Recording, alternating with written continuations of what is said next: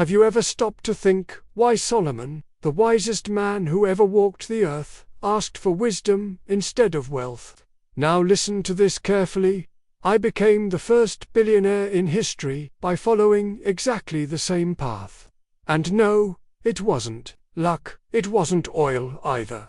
It was an invisible code that few can see, a secret hidden in the scriptures that gave me not only fortune, but dominion. And today, I'm going to give you that code.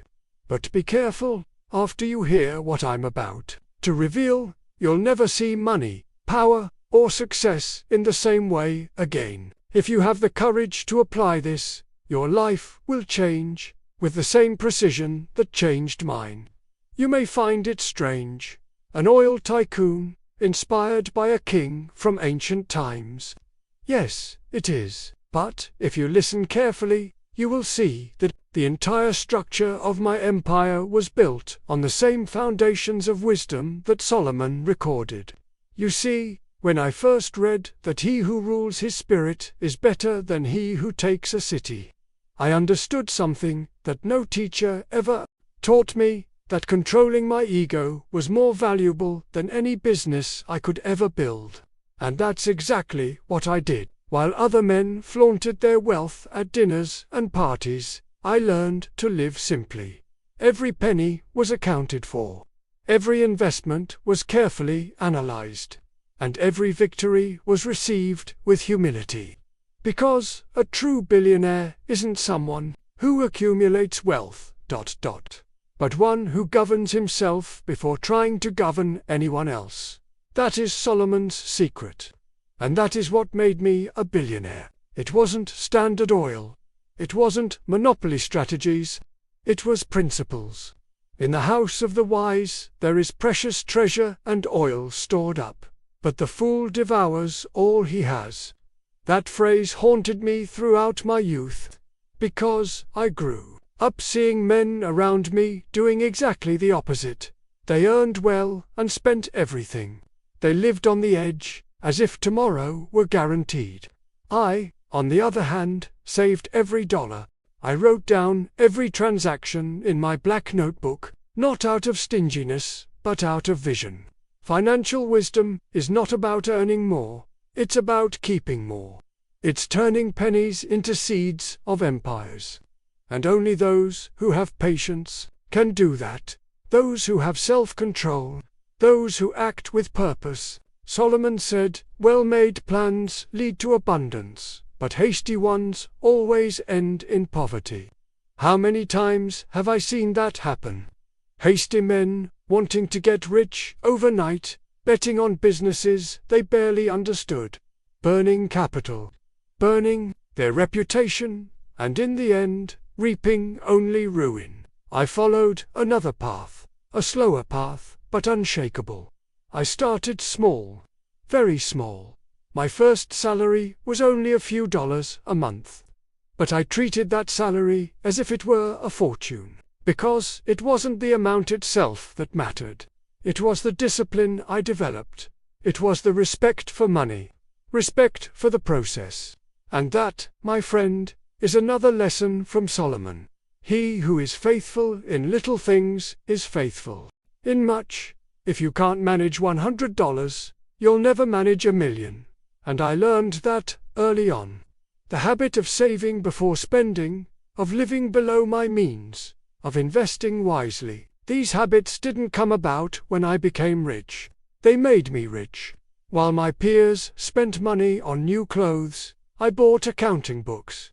While others mocked my reserve style, I cultivated contacts, listened more than I spoke, and took mental notes of everything that worked and didn't work, in business and in people. It was as if I were preparing for something bigger. And I was. But I would never have built what I built if I hadn't understood one essential truth. Wisdom is more valuable than gold. That's not poetry. It's a practical business guideline. How many decisions have you made based solely on emotion, without wisdom? How many opportunities have you missed because you weren't mentally prepared? Solomon teaches that wisdom cries, out in the streets, but few listen. And I was willing to listen. Every investment I made was preceded by study.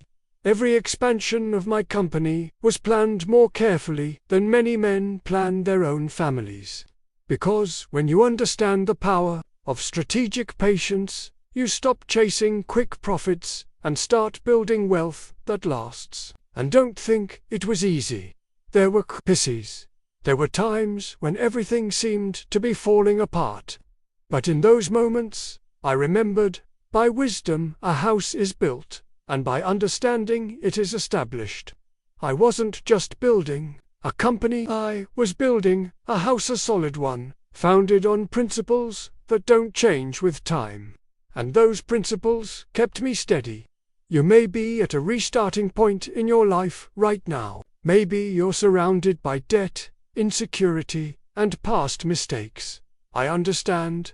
Many of the most successful men I have known started out that way. But the difference between them and those who fell by the wayside was precisely this.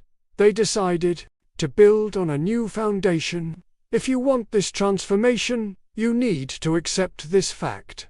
Your mind will be the first construction site, and the bricks, every little habit, every disciplined choice, every attitude guided by wisdom, not by emotion, not by the desire for approval, but by long-term vision. Now, I want you to think seriously. How solid is your foundation? Is it strong enough to support the empire you want to build? If you build on sand, all it takes is a stronger tide to wash everything away. But if you build on rock, nothing, absolutely nothing, can shake you. And rock, my friend, is made of principles. Not trends, not fads, principles. Throughout my career, I have seen empires built on speculation collapse in a single crisis. But businesses that remained true to timeless fundamentals, such as diligence, constant reinvestment, and moral purpose, did not just survive. They grew. And that's no coincidence. Solomon understood this better than any man of his time. He didn't ask for wealth. He asked for wisdom. Because he knew that with wisdom, wealth would follow. And that's how I've thought since I was young. I didn't fool myself with shortcuts. I didn't sell myself for immediate gains. Because I understood that the real game of wealth is not about accumulating more, it's about resisting more. Resisting the ego, greed, the childish need to show the world what you have. Strong men don't flaunt, they build in silence. Silence, incidentally, is one of my greatest allies. In a world where everyone is shouting, those who master silence with wisdom attract power. Because silence reveals balance. And balance is the essence of all lasting leadership. When Solomon judges between two mothers fighting over a child and proposes to cut the baby in half, he is not being cruel. He is using emotional wisdom to reveal the truth behind appearances. And in business, that same emotional intelligence is what separates leaders from opportunists. How many times have I faced decisions that seemed clear at first glance but hid dangerous pitfalls? If I had rushed, lost control, given in to pride, I would have destroyed what took me decades to build. But I took a deep breath. I gathered data. I observed people, and only then did I decide. Because the man who acts on impulse is always at the mercy of fate. The man who acts guided by wisdom is in control. That is why, for me, wealth is not accumulation. It is governance. Governance of oneself. Governance over one's emotions, over one's habits. And then governance over an operation, a team, a market. Do you want to dominate an industry? First, master your character. Solomon taught, better is the patient than the warrior. Better is he who controls his spirit than he who takes a city. That was one of the phrases I repeated to myself most often at decisive moments. Because I saw, countless times, Men conquer markets and lose everything due to a lack of inner structure. I preferred to move forward slowly, consolidating each position, ensuring that my mind was always in control. You don't build an eternal fortune with impulsiveness. If you look at my career, you will see that I have always prioritized reinvesting profits before increasing my personal expenses. My standard of living was simple. My ambition was strategic. There was no luxury, there was structure. Because I knew that abundance that is not driven by purpose ends up being consumed by vanity. And here is another lesson from Solomon that guided me. Wealth gained by a vain pursuit will dwindle, but the wealth of the diligent will increase. Nothing replaces a job well done. Nothing replaces the time it takes to mature. And that is precisely what many want to avoid. But understand this, the time you want to save now, you will pay with interest later in the form of failure, regret, ruin. You need to decide now. Do you want to look rich, or do you want to be rich? It seems like a simple question, but it defines your entire future. Because those who want to look rich spend before they invest. They seek validation before vision. They live to impress, not to build. Those who want to be rich, on the other hand, live as if every decision were a brick, and they quietly build the fortress of their freedom. I did that, brick by brick, decision by decision, and when the winds came, because they always do, I was ready. What's more, I was calm. The peace that comes from knowing that you have prepared yourself is one of the greatest riches there is. And that peace begins when you take full responsibility for your journey. No excuses, no outsourcing mistakes, no waiting for the world to change. You change, and the world responds. That responsibility has guided me from the first dollar I saved to the last investment I made. And it allowed me to build not just a fortune, but a legacy. Now tell me, do you just want wealth, or do you want to leave a legacy? Because a legacy requires more than strategy. It requires purpose. It requires non-negotiable values. Above all, it requires service. And here comes another key lesson I learned from Solomon. The generous will prosper. Those who refresh others will be refreshed. That has been the foundation of my philanthropy. It wasn't a marketing ploy. It was a moral commitment. Because those who only think of themselves limit their greatness. But those who serve, they expand their impact. And the greater your impact, the greater your reward. Standard Oil gave me billions. But it was the understanding that I was serving something greater that gave me purpose. And it is that purpose that keeps me alive in people's minds to this day. So, I ask you, why do you want wealth? If it's just for personal comfort, you'll fall by the wayside, because there won't be enough fire to move you when obstacles come. But if it's for a mission, for impact, for legacy, then you'll endure, you'll persist, and you'll conquer. And now I want you to comment below, with all your conviction. I am building a legacy. Write it down, not for me, for you, to publicly declare the kind of builder you are deciding to be from this moment forward. You may have all the talent in the world. You may even have contacts, opportunities, and a little luck. But if you don't have internal structure, practical discipline, and a clear long-term philosophy, all of that is lost. That was one of the first realities I understood when watching brilliant men sink their businesses. The problem was never intelligence. It was a lack of fundamentals. And what are fundamentals? They are habits, rules, limits you set for yourself before the market forces you to learn the hard way. I set mine when I was young.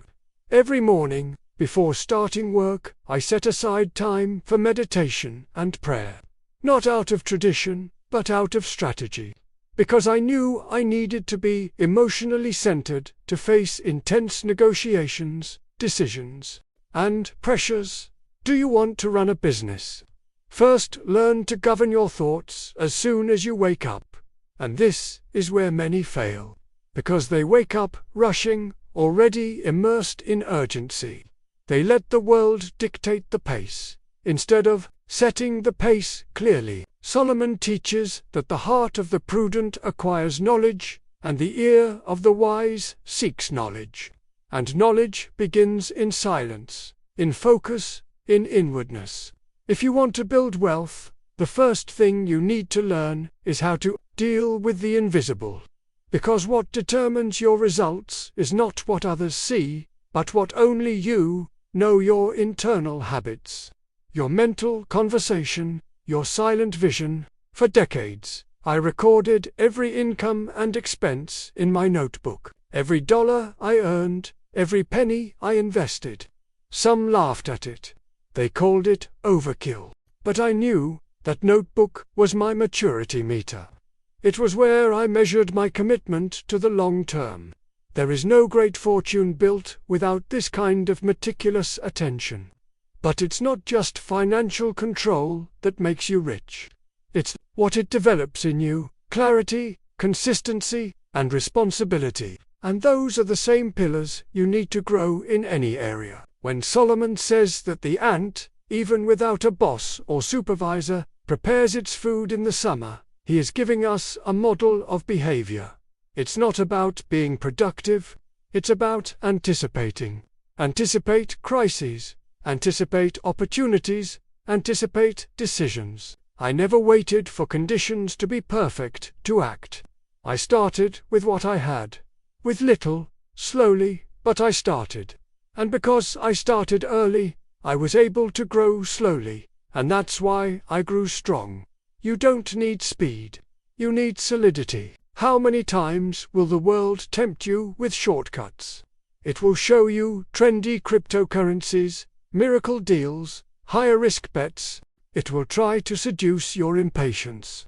But if you are guided by principles, not desires, you won't fall.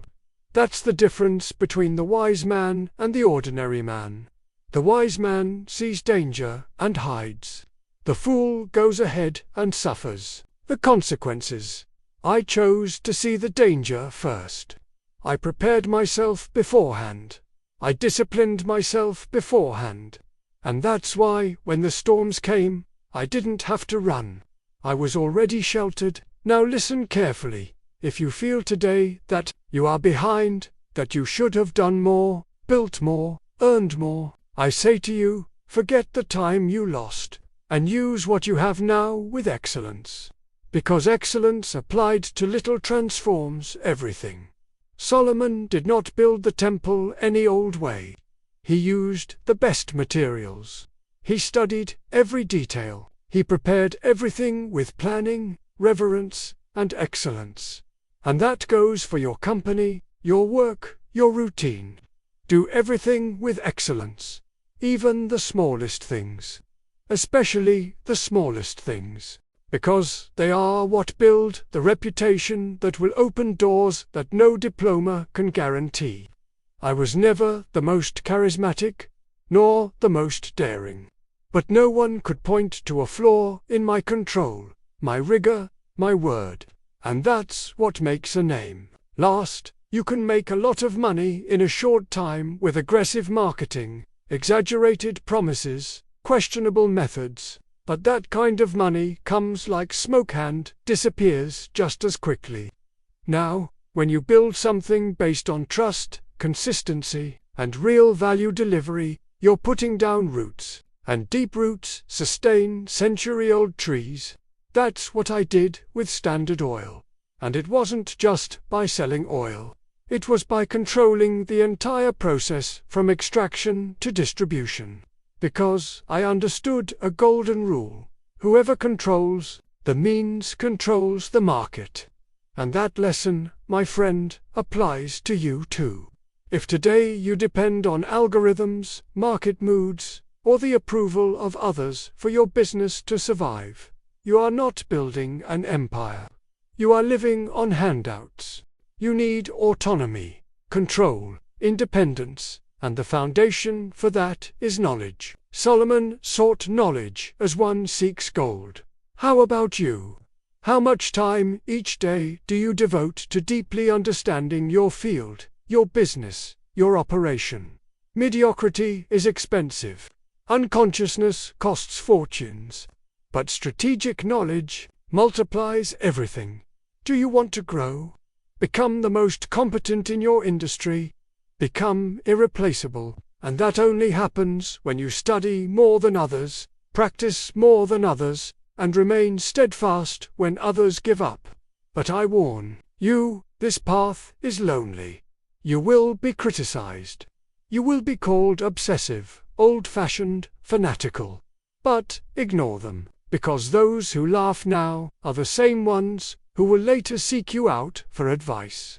And when that day comes, and it will come, you will be prepared, not to take revenge, but to serve, because serving, in the end, is the greatest sign of true wealth. You don't work just for money. You work to become someone capable of carrying more responsibility. Because the more responsibility you take on, the more value you deliver. And the more value you deliver, the more rewards you reap. That's the game, and those who play wisely win. You may have already realized that building something great is not the same as keeping it great. Growing is challenging, yes, but staying on top requires another kind of power. A quiet, disciplined power, invisible to most. And that's exactly where many get lost. Because they trust what got them here, without understanding that what gets you started is not the same as what gets you to the top. What sustains you at the base is not the same as what keeps you at the top. And it was by observing this pattern that I learned to reinvent myself in cycles. I never trusted only what worked today. I asked myself, what if the scenario changes tomorrow? Because it does. It always does. Solomon, with all his wealth and influence, built systems. He organized the kingdom into provinces, with leaders, routines, standards, and structures. He understood that without order, even blessings become curses. And I ask you, how is the structure of your business? Can it handle scaling? Because it's one thing to sell to 100 customers, it's another to sell to 100,000. And if you don't build with scale in mind from the beginning, you will sabotage your own rise. I've seen it happen dozens of times. Brilliant entrepreneurs going broke when they started to grow, simply because they had no processes.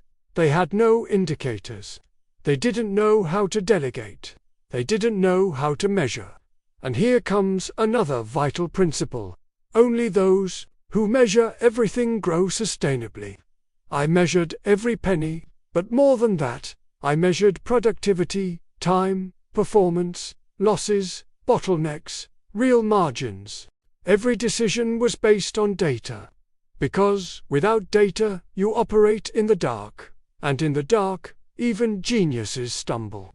That's why one of my biggest investments has always been in management. When most people wanted marketing, appearances, and unbridled expansion, I invested in control. Because without control, everything is lost. And this principle applies to your life as well. Do you want more time? Measure how you use your time. Do you want more results? Measure your daily actions. Want more energy?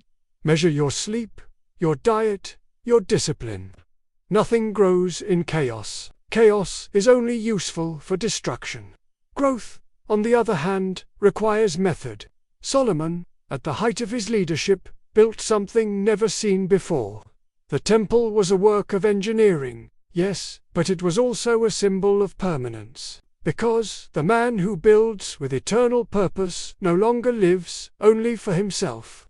He lives to leave something behind that will continue even after he is gone. And that is what you need to start considering. Will what you are building continue? After you are gone, your company, your legacy, your influence, your teachings? Do they have the structure to withstand the test of time? Or are they all still based on your active presence? I have prepared my businesses to continue without me. I have prepared my children to continue without me. And I have prepared my soul to give everything up with peace of mind, knowing that I have planted something that transcends today. This was not by chance. It was strategy. And every solid strategy begins with clarity. Do you know exactly where you are going? Do you know what end result you want? Not just in terms of revenue, but in terms of impact, model, structure. If you don't, you will be driven by what the market demands, and you will end up losing your way. Men like Solomon did not react to the world, they shaped the world to their vision. And that is the difference. Most people spend their lives putting out fires. The few visionaries spend their lives drawing maps. When I expanded Standard Oil, I was already looking 5, 10, 20 years ahead. I knew I would need to control not only refining, but also transportation. That's why I invested in pipelines, railroads, ships, because an empire that depends on others to function is doomed to fragility. Are you relying too much on factors you don't control? That question can change everything, because only those who build with autonomy can grow in peace. Solomon didn't ask for favors to build. He made strategic alliances, and that's what you need to seek. Intelligent partnerships, not disguised dependencies. A good business is one that grows without begging for attention. So be brutally honest with yourself. Is your current model scalable? Can your team operate in your absence? Do your products have enough margin to withstand crises? Would your customers miss you if you disappeared? If the answer is no, it's time to correct your course. But understand, I'm not talking about becoming perfect. I'm talking about becoming unshakable. And unshakable is not someone who never makes mistakes. It's someone who creates enough safety margins to make mistakes and keep growing. Solomon said, "In the multitude of counselors is wisdom." I've never been alone. I've always had men around me who were more experienced, wiser, and more technical than me. Because I understood early on, ego prevents expansion. And humility accelerates everything. You don't need to know everything. You need to know how to choose those who do. Hire the best, listen to the best, invest in the best, and then delegate with courage. But only those who know every part of the operation deeply can delegate well.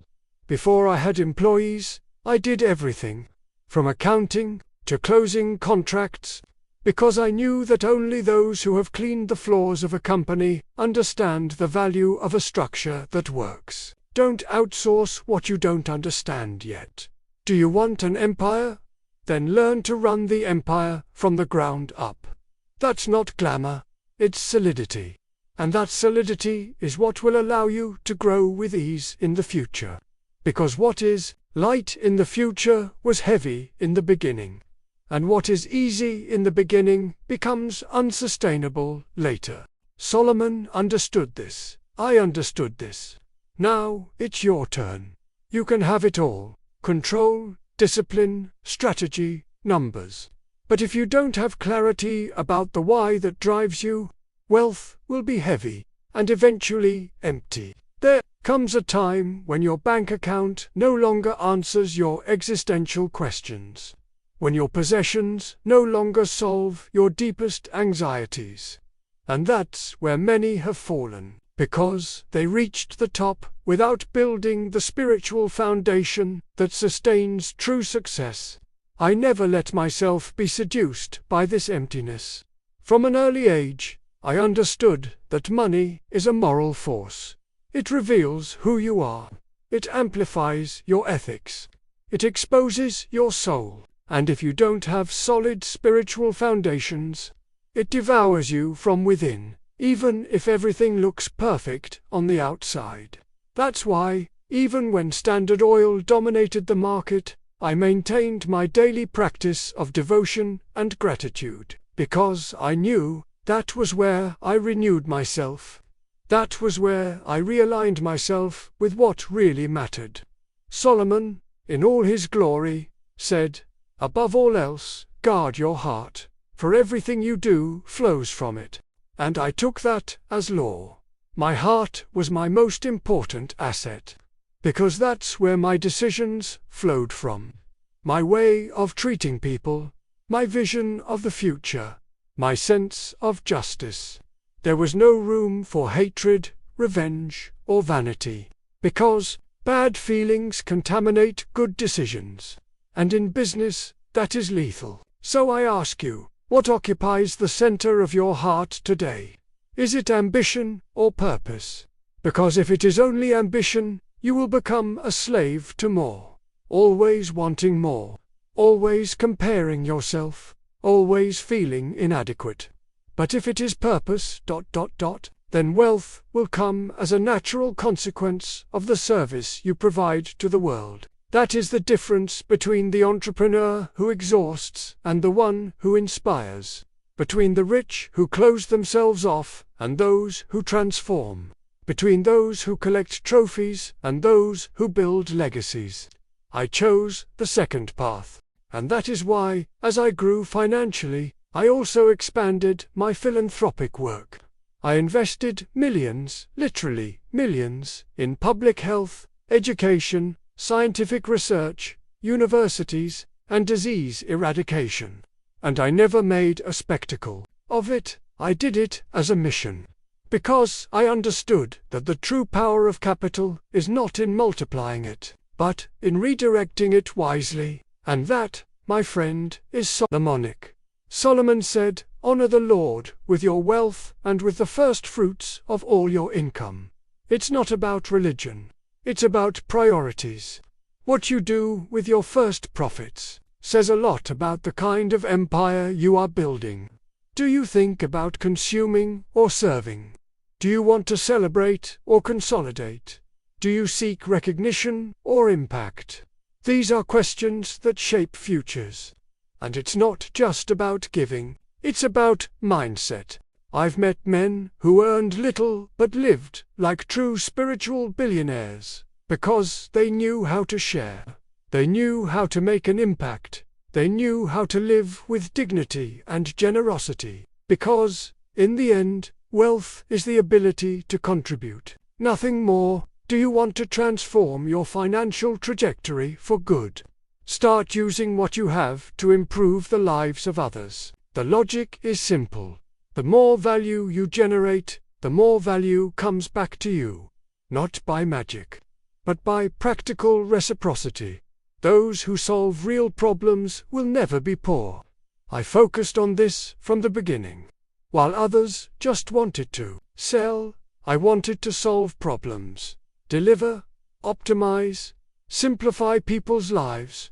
And that's why I gained trust. And trust always precedes profit. But to act this way, you have to overcome your ego. Because the ego wants applause. The spirit wants to serve.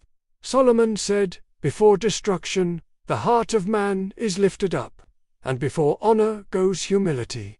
Do you want to be honored? Be humble. Humility is not diminishing yourself. It is putting yourself in the right place, in the place of someone who understands that they are of service, that they carry a responsibility, that they need to be an example. I saw myself that way, and that is why I never accepted that my children should live as spoiled heirs. They had to work. They had to understand the value of effort, the power of service, the weight of carrying a name. Because a name is worth more than 1,000 contracts. A clean name opens doors that no amount of money can open. And that's what I inherited, and that's what I left behind. Are you taking care of your name, your reputation, your integrity? Solomon taught, a good name is more valuable than great riches. And it's not just a pretty phrase. It's a strategy for perpetuation. Because solid reputations withstand crises, they attract alliances, they carry weight, they lead the way. They are worth more than marketing. And here's another secret. The more you act with principles, the more you become a reference. And references have power. They shape generations. They mold cultures. They influence beyond their own time. Do you want to live like that? Then live with intention, with values, with high standards, even when no one is watching, especially when no one is watching. Because it is in silence that you build your real authority, and when that authority matures, you no longer have to prove anything to anyone. You move with ease, because you know who you are, and you know where you are going. Solomon was that kind of man. I decided to be that kind of man. And now I am inviting you to follow that same path. You have come this far. That says a lot about who you are. Few have patience. Even fewer have consistency. Most stop halfway, distracted by shortcuts or discouraged by obstacles. But you stayed. And now it's time to receive the last and most powerful key to this mentorship. The responsibility to conduct wealth with eternal purpose. The modern world sells you the illusion that freedom is doing what you want, when you want. But true freedom is something else. It comes from discipline, from consistency, from clarity, from the awareness that every decision you make, every penny you spend, is shaping not only your present but the future of many others. True freedom is not the absence of limits. It is living within the right limits. Solomon understood this deeply. His wisdom led him to lead, not by force, but by influence. He was feared, because he was respected. He was respected because he was honest. And he was honest because he feared something greater than himself. That is the ultimate secret. Fear, here, does not mean fear. It means reverence. Reverence for principles that don't change. For truths that don't yield to vanity or convenience. That's what gave me the strength to say no to tempting offers, easy profits, and shortcuts. Because I knew any gain that hurts my principles, is a loss in disguise. And you need to carry that insight with you. Because the world will test you. It will offer you quick fame, immediate money, instant approval. And if you are not rooted, you will give in. You will become corrupt. You will lose yourself trying to gain the world. And what good is it to gain the world if you lose your soul? That question echoed in my mind every day, and it guided me. I couldn't afford to stray, because I knew I was building something bigger than myself. Something that would affect thousands, millions.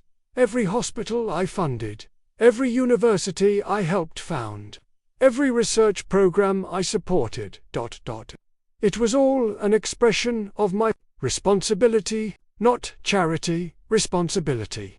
Because wealth that doesn't serve a purpose makes people sick. You can ignore that for a while. You can pretend that the money is yours alone, that you owe nothing to anyone. But deep down, you know. You feel it. There is a force calling you to something greater, and that call is not comfortable. It demands more than strength. It demands courage. Courage to grow. Courage to say no. Courage to keep your feet on the ground when everyone else is flying in bubbles. That courage comes from vision. When you see beyond the present, you act differently. You speak differently, you think differently. And that is what makes you a role model. It's not the millions you earn. It's how you deal with them. It's not what you build. It's why you build. It's not the power you accumulate. It's how steadfast you remain when power comes. I remained steadfast. Because, from an early age, I drew up my own code. A non-negotiable code. Disciplined, invisible, but unbreakable. And now, I'm inviting you to write yours. What do you stand for? What will you never compromise? What are you willing to lose to keep your integrity intact? Because you are only free when you can lose everything and still be whole. That is true security. It's not in your bank account. It's in your character. And character, my friend, is built behind the scenes. In your routine, in silence, when no one is watching. When everything in you wants to relax, but you stay strong. And when you stay strong long enough, something starts to change. You stop chasing, and you start attracting. You stop fighting for space, and you start occupying space with quiet authority. You no longer beg for opportunities.